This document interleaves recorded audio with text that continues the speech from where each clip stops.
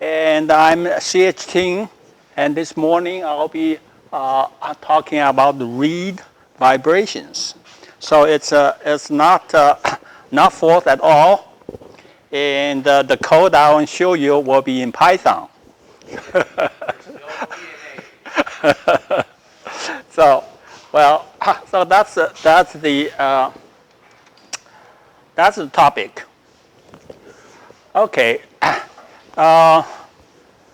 Oboe is my favorite instrument because Bach's most favorite instrument was oboe.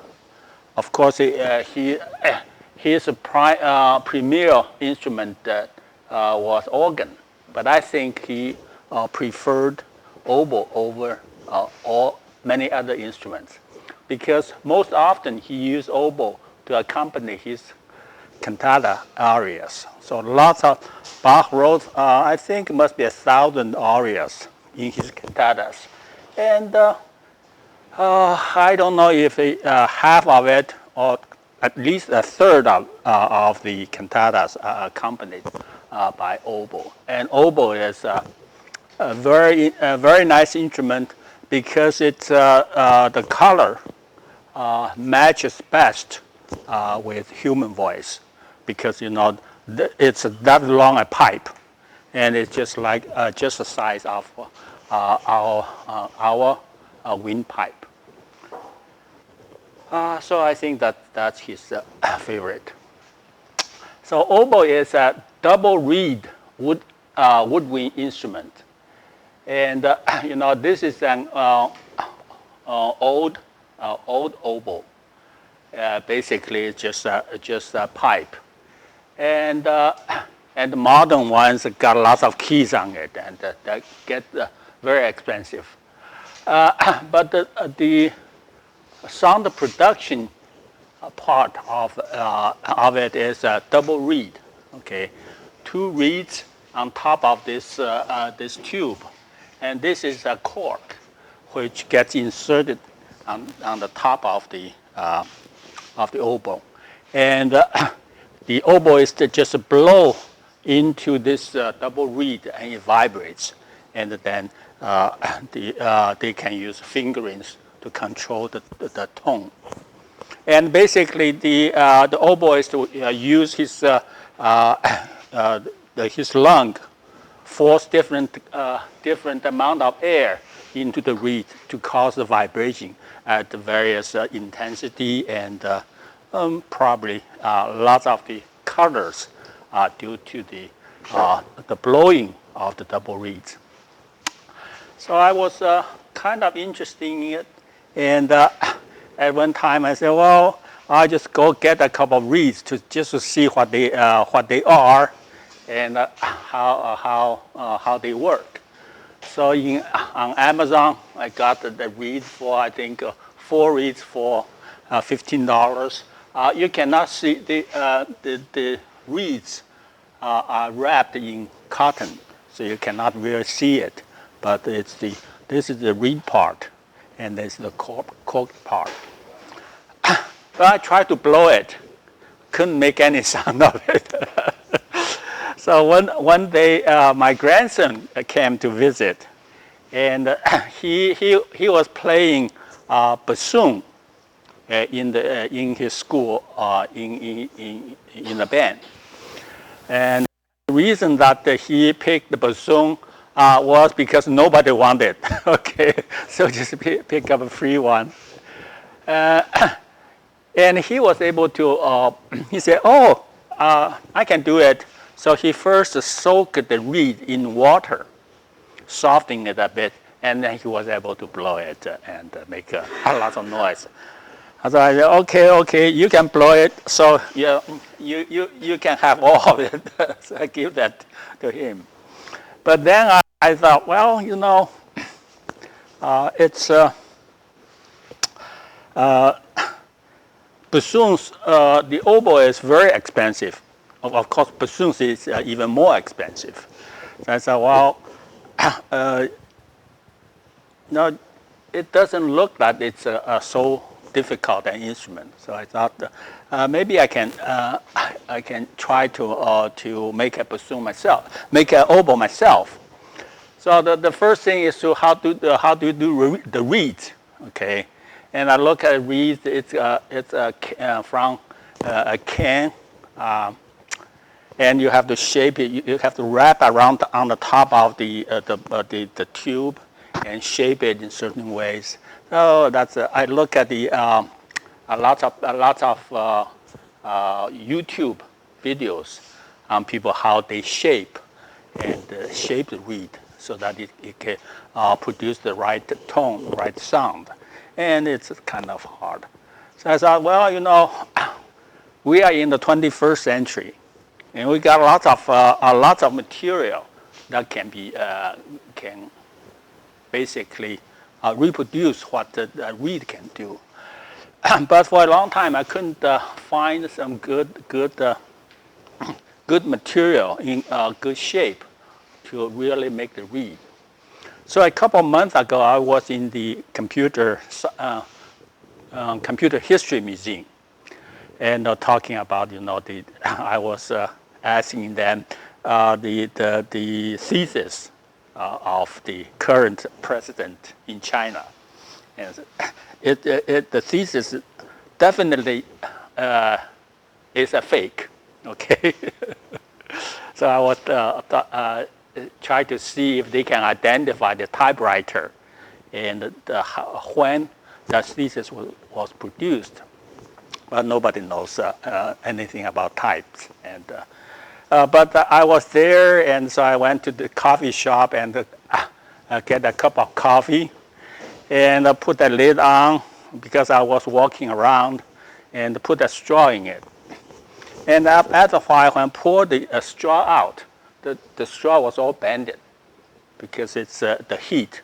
The heat kind of melted or softened the straw. I said, "Wow, that's a good idea." So I saved that straw, bend it, and took another fresh straw in the shop, and when I went back home, and I start to shape the straw into the reed, because, you know, if I put in really hot water, it basically soften it, and I press on it to make the right shape. So these are several straws that I made, and you cut the top, the flat part, and basically shape it like the straw that they use on oboe. So that's a very I got lots of it. Hey, this one, number 3, doesn't work. Okay.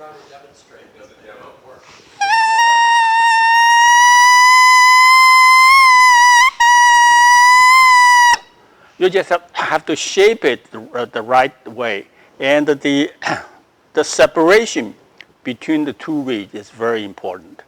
So it has to have separate the right amount, and you have to flatten it, and then, you know, you have something that at least it vibrates. Okay, so I was quite happy with that, but then to shape, eventually to make into oboe, there's lots of things you have to do. How do you attach it to the tube and all this many things, but at least I can reproduce the reed.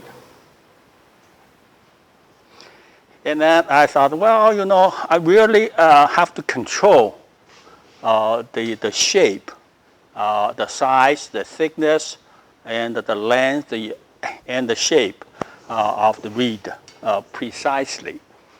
So I, well, don't have much the shop experience. So all I had was the hot glue. So I just you know, cut thin pieces from the you know, first I was got a box, a sushi box, and on top, the top lid has a very thin plastic cover, and I thought, oh, that looks like what I need. Was this a single-use sushi box? A single Yeah. use or a recyclable, reusable one? And this is the Did it come with sushi in it? yes, yes. Okay. So I bought the Single sushi and saved the cover and cut the cover up, and so I have a very thin sheet of plastic, Probably and PV. yeah, and I think it's partly One PV? well, no. So if I can, I think the important thing is to separate the two reeds by 1 millimeter. Okay, 1 millimeter is very important. Yeah, any thinner, it would not vibrate. Any wider, it's very hard to blow. Okay, so this and I only have the hot glue to actually fix the the two reeds, and then it kind of worked. But I was thinking that I needed to change the separation, change the size, change the length, change the width, and get all the parameters right. Then I can really make some good reeds. But you know, apparently, as you can see from the picture, I really don't have much very good control over the hot glue. Okay. So, so I can make some sound and kind of determine the vibration, the range of vibrations. But I really don't. I was thinking, yeah, I need to really get a nice fixture, so I can put two reeds in, fix them, and blow it, and change all the parameters to find out what's the right thickness, right size to produce what kind of sound. So this is just my experiments. Okay, PC is a really nice instrument for audio experiments. Okay, so the first I thought, well, I need a microphone, I need to record, and then I have to do FFT and all do the analysis. But then I found, well, you just need a PC. PC has the very nice audio digitizer, and also it has all the processing capability and everything. So basically, all I have to do is use a PC, and then all the code has already been developed in Python. So I just have to look up the library to find the right routine to call, and then so basically what I did was to record 3 seconds of voice, and then store it into the .wav file, and then they call out the FFT routine to transform it into a spectrum. So this is the record routine, and basically this my recording. So SD is the sound device. Okay, once you have a sound device, that the object, and you can record, and you can specify how many seconds, the sampling rate, and the channels, and usually it will record stereo. But the FFT doesn't like to operate on the stereo file. So I have to change the channel to 1, and this is the mono recording. And then FFT was very happy. So you just do the, and then save the wave, save the recording into the WAV file. And once you have that in So the recording, I think I was using the sampling rate is 44,100, and that's the standard sampling rate for audio recordings. Okay, so this is the FFT program. So you have to specify how many samples you want. First, I choose 1024, and that's a standard way to. But once you're sampling 1024 samples, you cannot associate the reading with the real frequency. So eventually I figure, okay, I use I'm sampling 4410, and that's just 1/10 of a second. And so this, the file has 3 seconds of the recording. So I basically pick the first third, and then pick 4,400 samples from that, from a third of the data. And then all you have to do is, once you have the data there, you just call FFT, and it transforms into a data file, and then that's the FFT. And then I think this is specify the space between samples. And once you have FFT, you have to plot it out. So it turns out that plotting is quite kind of involved, because they have the matplot library in Python. Very extensive one, but lots of features. You can plot almost anything. But just to learn to plot the way I wanted, it kind of took me quite a few days to figure it out and to plot the data. Yes. Did you get it? Hmm? You got it off the internet? Yes. They have their own website or GitHub? Or? The Python has their website. You can download it, and mostly lots of things you have to download on top of Python. The numerical package,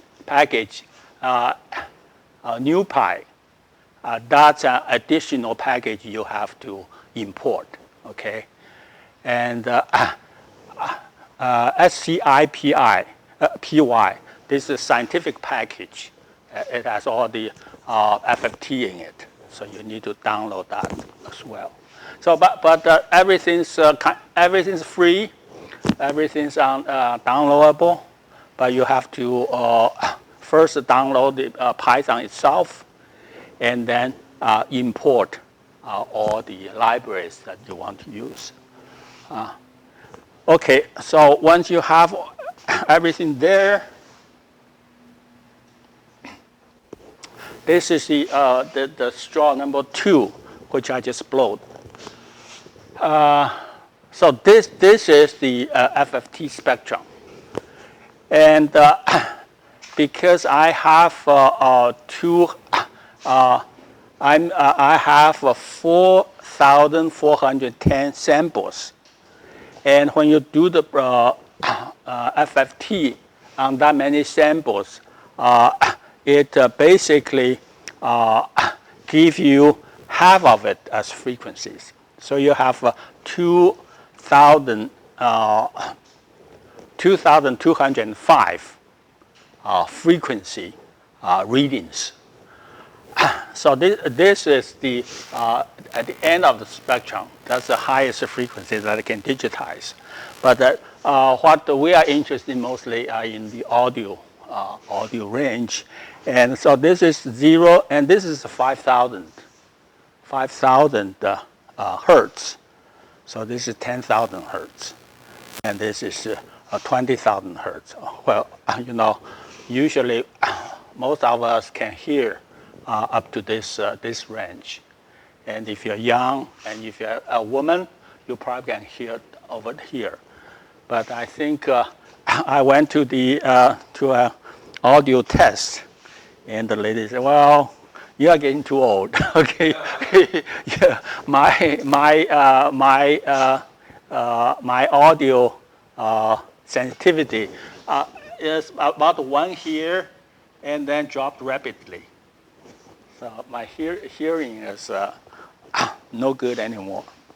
But generally, this is the spectrum, and so the frequency is 0 to 22,000, and you can see this reed, straw number 2. I just blew, and it gives me a sequence of equally spaced frequency, and the base frequency. This is 5,000. So here, this is 1,000, and it is about 800. So the base frequency of that reed is 800, and it doubles. So this is very very strange. I've never seen. I look at many, or I read. Spectrum of lots of instruments, and I've never seen spectrum like this. Because if it is a pipe, it is an organ pipe, then it's the first frequency, and then the third overtone is 1/3 and then the next one, the fifth, is a third less. So it is 1, 3. And 5. So that's an ordinary pipe. What was the width, the length of the reed that you were testing?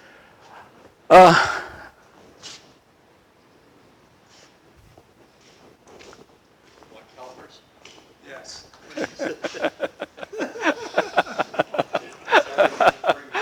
So it is about half.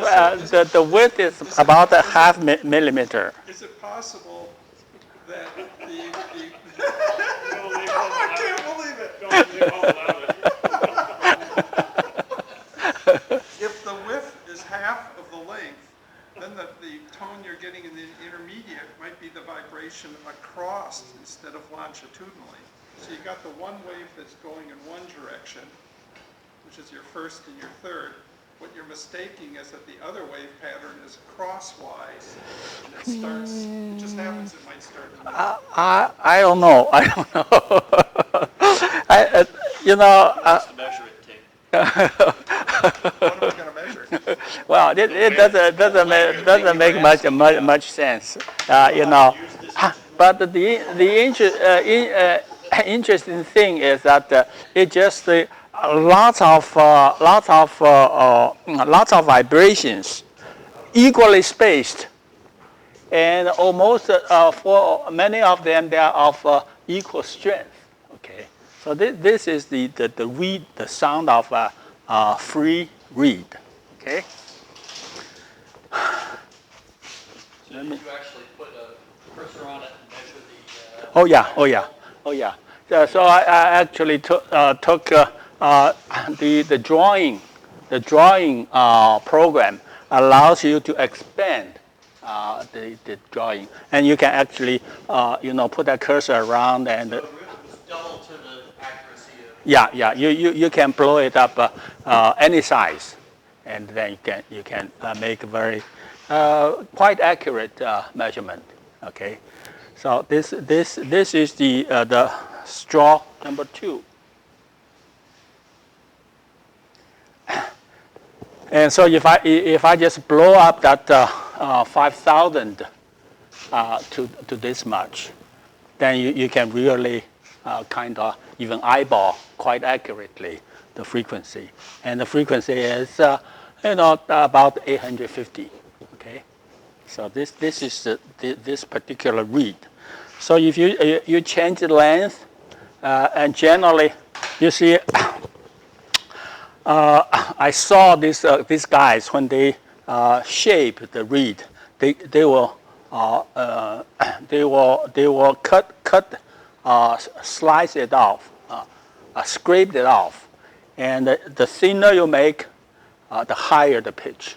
Okay, so I was use a file to shape the reed, and then if I shave off a little bit of it on the top, it raises the pitch quite a bit. So these are, and so this is a very nice instrument to measure the frequency very accurately on any sound that you can produce. So you can see this is very interesting in that there's lots of harmonics over on the fundamental. So this is the reed 7, and I forgot which one it is. Okay, I got lots of them. Okay, this is on the original scale, 22,000. And you can see this is another reed, and it has a different shape. And the fundamental frequency is much lower here. So this is about 400 now, okay? But the general shape is still the same. The general envelope is quite similar. So if I blow it up, and the reed 4, it has another finite distribution. So I really, I was not quite sure what I was doing, especially the frequency. You know, I said, well, first I used 1024 samples. So it has 512 frequencies here. And I couldn't figure out how to relate the frequency to what I read there. But now, but when I changed the total sampling number to 4,410, you know, it kind of matched the frequency. But I still want to make sure that I was measuring the right frequency. So I used this. Which one? Yeah, first I used this one. And this is a really cheapy recorder. And then the frequency was about 10% off. Okay. And so I was then I got a set of this not really expensive, but very nice recorder. Of course, made in China. So I was using this one, and blow the middle C. The middle C is kind of hard because you have to hold all the holes tightly. And I used to be able to play this thing, but now I just can't hold all the holes tightly. So I blow it in the middle C. The middle C is the note that you have to hold all the holes, and supposedly it will give you 523.25 hertz, and you can see this is quite on the spot. Okay, so this is 500 is at the middle, and it's a little bit off to the middle of it. So it's I think it's probably 5% off at most. So that makes me that assures me that I was making the right readings. So this is the middle C, and this is the higher, an octave higher. And octave higher is much easier to blow because you only have to hold these two holes, and you get the higher C. And higher C is supposed to be 1046.5 hertz, and you can see this is pretty much right at on the spot. Okay, so That makes it make me sure that I was doing the right FFT and I'm reading the real frequency. And it also shows you that this PC instrument is quite okay. You can record things and you can do FFT, and generally you can pretty much say that the results are reliable. So I was I had another I call it short stun. So I made the reed on top, and then I attach a tube to the bottom of it. And this tube affects the frequency and basically controls the frequency. Okay, so with a free reed, it will vibrate, with lots of overtones. But once you put that stem underneath, and this stem will selectively amplify certain frequencies. Okay, so this one.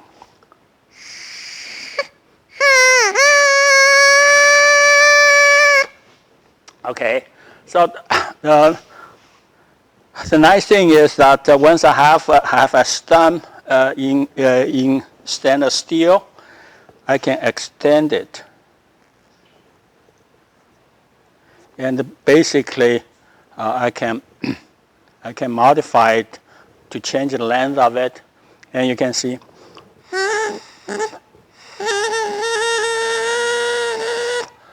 You can change the frequency. So this is the what I call the short stem reed. Okay, this is the reed which I have a tube, and eventually, if I want to make an oboe, I probably will use this stem, and then to fix the reed on top and insert it into a tube, and then can play, or somebody can play. Okay, this is a short stem reed, and you can see if without the added tube, the stem is about 70 millimeters long, and it is this one to the bottom of the reed, 70 millimeters, and the 70 millimeters when you blow into it. So it has a frequency close to 600. Okay, so this is with a short stem. You have the fundamental frequency changed to about 600 hertz. And if I attach this big extension, the frequency drops down. The short one is at about 600, and the long one, when you extend the tube, it drops down to about 500, now 440. Okay, so I think at least mechanically, I should be able to make an oboe. With this mechanism, because I can control the frequency by vary the length of the stem, and if you put holes, put a big tube there, and put holes, drill holes on the, and I don't think it is that difficult to make an oboe, but the oboe costs thousands of dollars, and I think I got a set of recorders. So this is called a tenor, and this is the. Yeah, they're plastic. So that.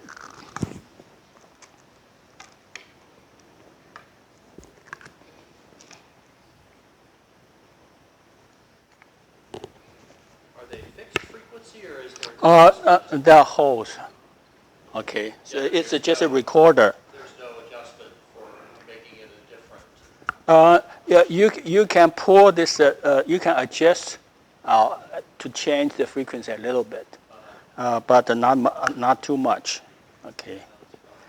So let me see. Let's Is see. there an app for that? Is there What? a pitch pipe app for Android or iPhone? Give you like a mistraceable GPS line. You want kilohertz? Yes. Actually, actually, the Chinese use the pipe to standardize their measurements. Okay, and so in the old days, they would have a certain tone set at certain frequency, and that produced by pipe. So that sets the standard for the length measurements. Okay. Take WWD off the air. So you can see. So with today's technology, as long as you have an accurate microphone, you don't need to use that. No, that's right. That's right. Yeah. Now the computer is doing much better. So this is the standard recorder, and this is the super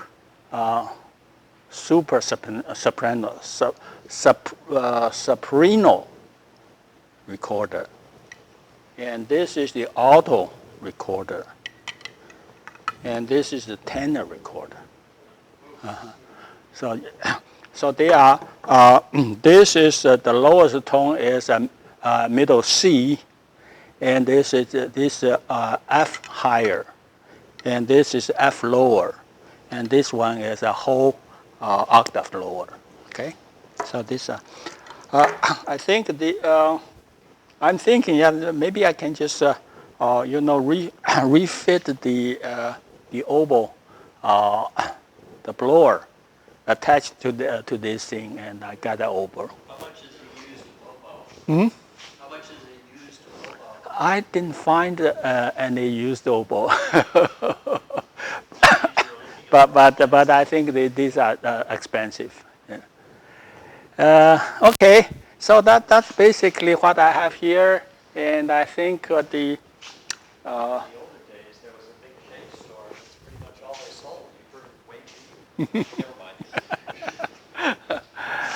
so I just want to show you plus straw and show you how this thing, and I can record and I can do FFT. So what I want to do is just to give you some demo on the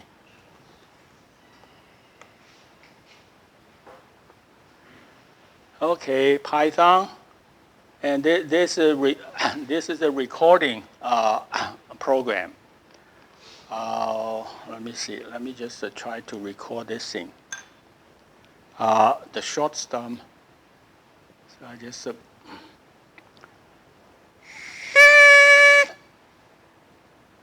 Okay.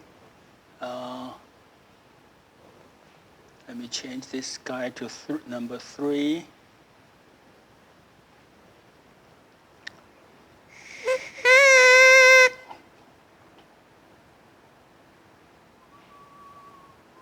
Okay, have to save the file.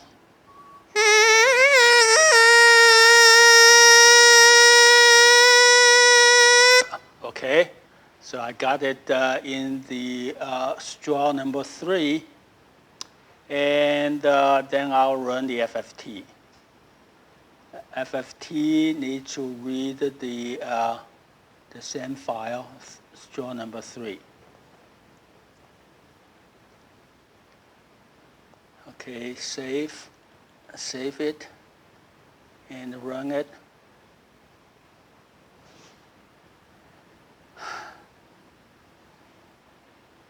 Okay, yeah, this is the short stem straw. Okay, but okay, if we blow it up, and so here it has a zoom capability.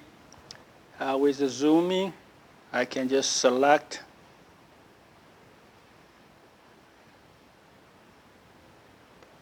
select this part of a figure, and then you can blow it up. So you can make the measurements. So the short stump is 400. It's 460 hertz. Okay. Now if I put in.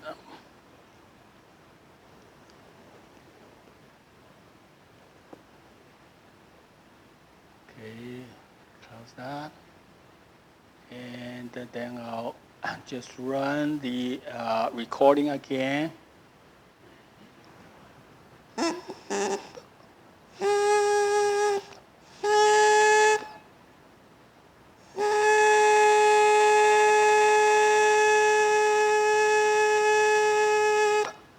Okay, and then run my FFT.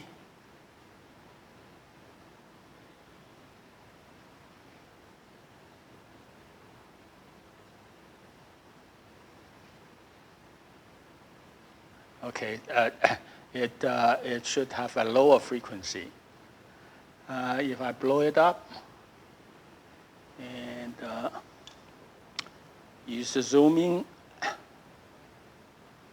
capability and just zooming up this 5,000 frequency range, and you can see the frequency drop down to 400 hertz. Okay. So that's all I have for this morning. Any questions?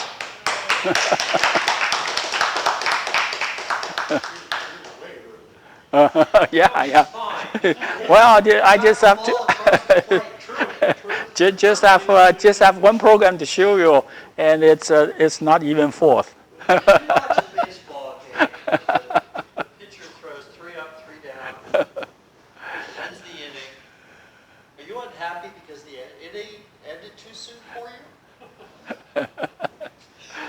Okay. Yeah. Any more questions? And then we are on the lunch break. Okay. No. Yes. Okay. One more. All of your advanced work was done with the sushi box. That all these pieces are from the sushi box. Did you ever go back to the restaurant and tell them the use that their sushi boxes have gone to? I'm kind of worried about. So I saved lots of plastic boxes from Costco. Okay, lots of fruits, and so I measured the thickness of it, and the sushi box, it's about 0.12 millimeter. Yeah, but it varied. Different boxes have the different size. So I think different manufacturers control them differently. So the boxes are of different thickness. But sushi box was very unique. Yeah, but I think I haven't done enough investigation. So I got lots of boxes, and the sushi box is the thinnest one. So it varies from 0.12 millimeter to 0.15 millimeter. Okay, and I didn't have enough experience with all the different sizes, and I'm sure the thicker they are, the frequency will be higher. But then it's still. I found that if I place them 1 millimeter apart, usually I got it to vibrate. Okay, if any thinner, any thicker, it's the luck.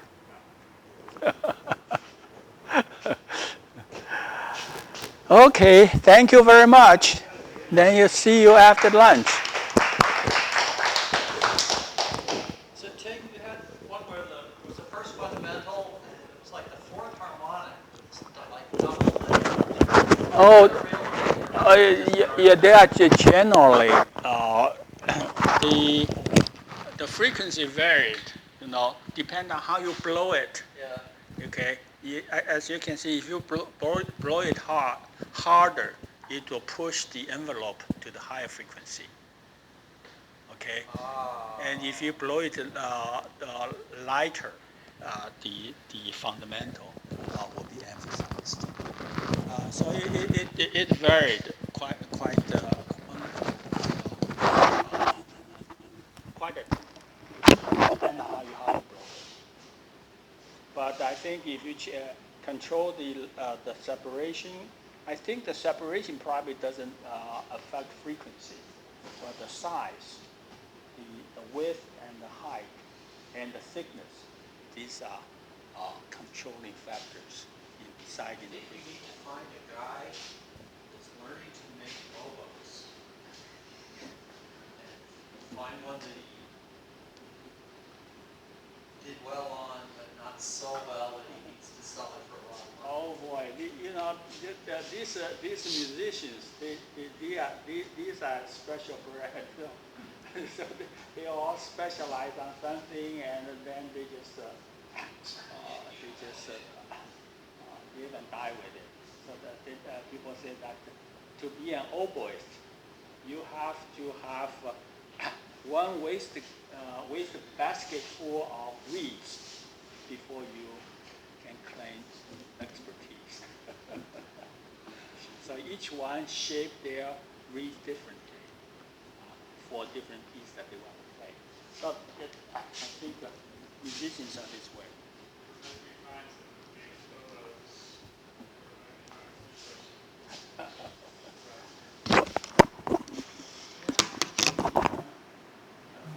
Well, you might be more inclined to just throw it out and sell it.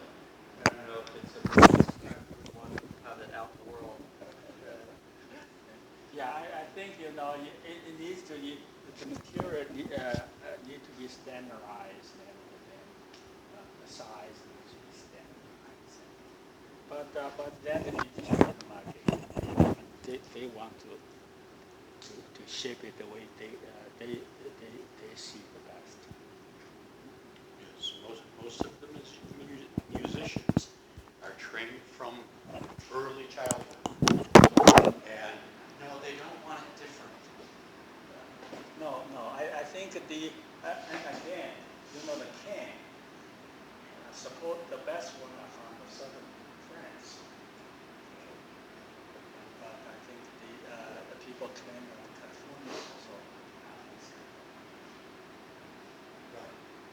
But nobody, no professional trusts the reads from California. Among his many contributions, Mr. Rogers exposed us to music. We were little, many of us. There's I don't know if it's still in the theaters, it's making rounds a while back. A month or two ago. It's a great movie that explored the relationship between this really cynical jackass reporter and Mr. Rogers, who became his friend.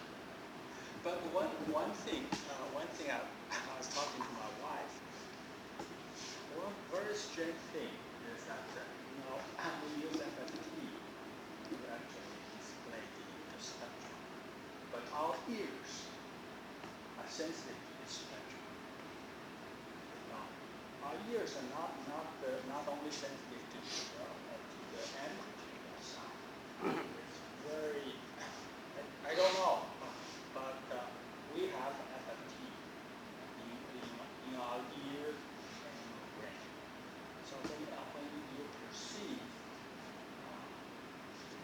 a sound, we actually data the spectrum analysis. And from the spectrum analysis, Are we still streaming, Brad? We are, but not. We You can. want to We can. put the microphone on, Yeah. Ting? This is really interesting stuff. For 5 or 10 more minutes. Okay, yeah. Because this is really interesting stuff, and I want to ask you this great question. Yeah. How MP3 works?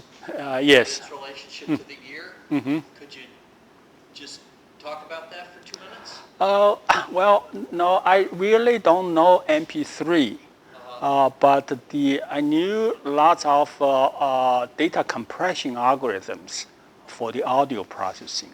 Okay, and I think the best processing is still FFT.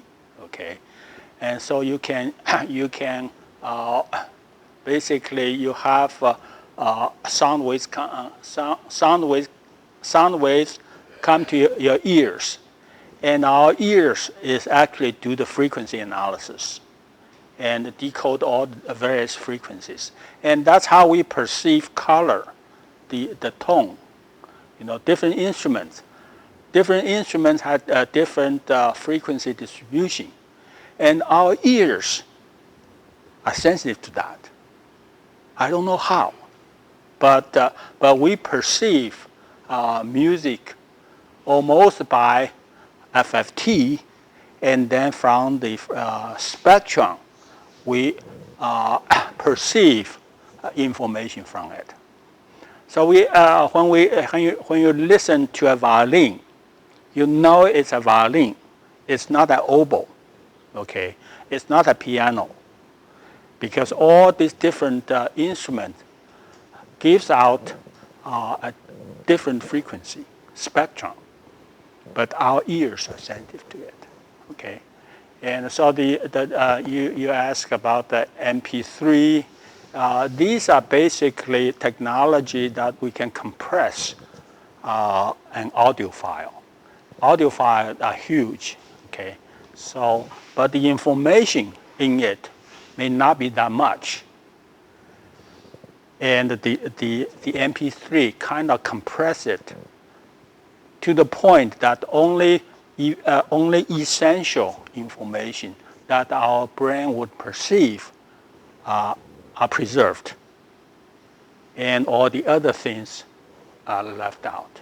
Okay. There are two things that I want you to know about MP3. And the first thing is that the way they developed it was that they played music into it, listened to it, and said, okay, that doesn't sound like what it should sound like. And there's this song with Tom's Diner that uses some a cappella human voice. It's the most difficult thing to compress. The other thing that you need to know is that the human ear has this characteristic, like you say, it separates the frequencies in a FFT sort of way. And it keeps most of the information from the first fundamental. But the higher harmonics just go away. So you can knock those off, and you have to keep some of the information. But that's what enables MP3 to sound much like the music that went into it, and still make your ear happy by taking out the things that the ear isn't looking for. Right. So, on that note, let's bolt out the door Okay. and head to lunch. Yeah. Thank you.